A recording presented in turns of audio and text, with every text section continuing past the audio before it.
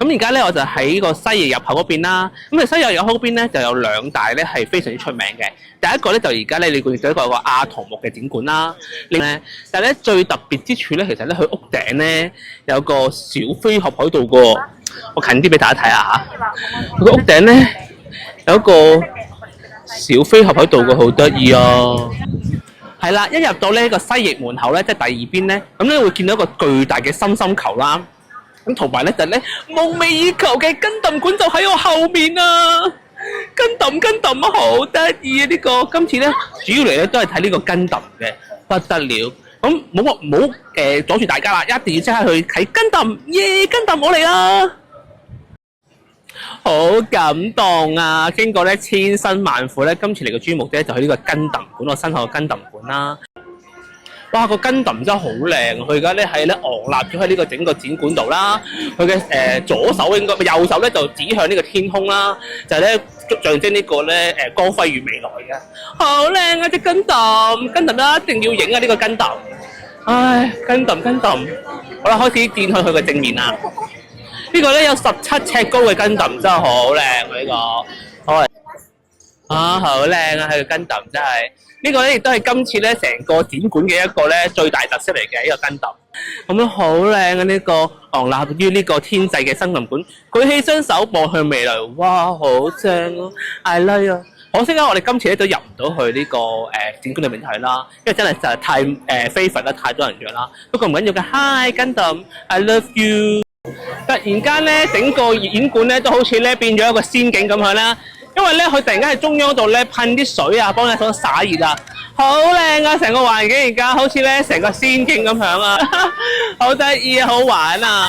其實咧好靚呢度，突然間佢會有，而家你見到咧側邊咧好多唔同嘅人咧喺度大叫啦，就喺個迷霧之中嘅。我覺得咧，其實咧呢個世博，哇！突然間又入嚟，突然間呢個世博咧，其實咧好多唔同嘅得意嘅嘢可以俾你玩到咯。好啦，而家咧就去到咧我想去嘅4大展區之一咧，就係生命嘅未來館。咁其實咧呢個生命嘅未來館咧好靚啦，好得意啦。咁其實咧你可以近 shot 睇到咧，佢出邊咧係好多水啊，個熒幕度咧流啲水落嚟。咁咧其實咧你見到咧而家咧好似咧一片仙境咁嘅情況咧，就因為咧佢流咗好多唔同嘅水落嚟啦，咁樣令到佢咧就成個感覺都好得意，好似呢個仙境咁樣嘅。咁我哋再近睇少少啦。睇下先，呢個未來生命館，咁其實咧你會見到咧好多水啊，係啦，喺沿住咧佢嗰個屋頂咧，咁啊慢慢好多唔同嘅水咧就流落嚟，好靚，佢呢個熒幕好靚，我諗佢都好難去做呢個，同埋咧佢有個半透 layer 嘅感覺咧，好靚啊成個感覺，啊！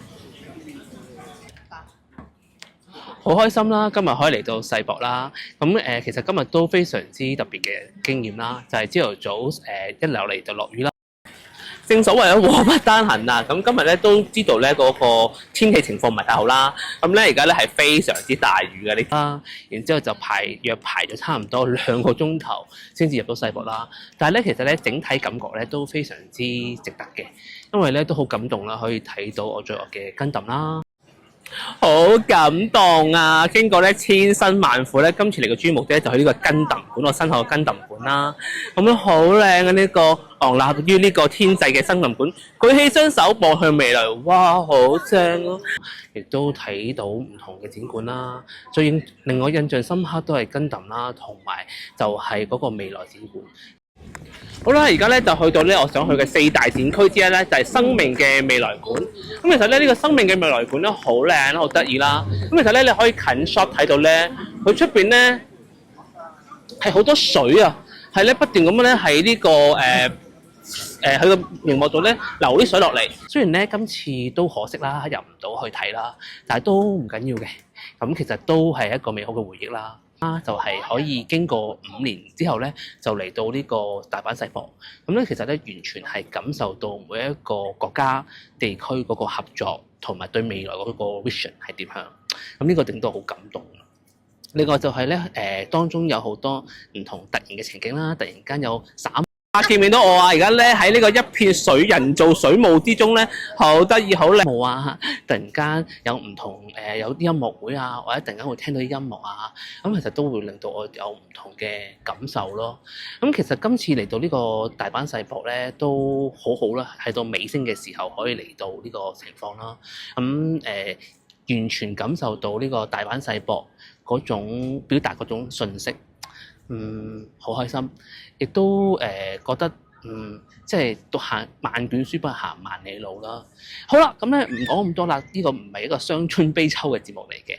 咁好啦，咁如果大家中意小黑同埋我去大阪介紹嘅話咧，就記住俾個 like 我哋咯，俾個心心我哋啦，follow 啦，或者係關注我哋啦。拜拜。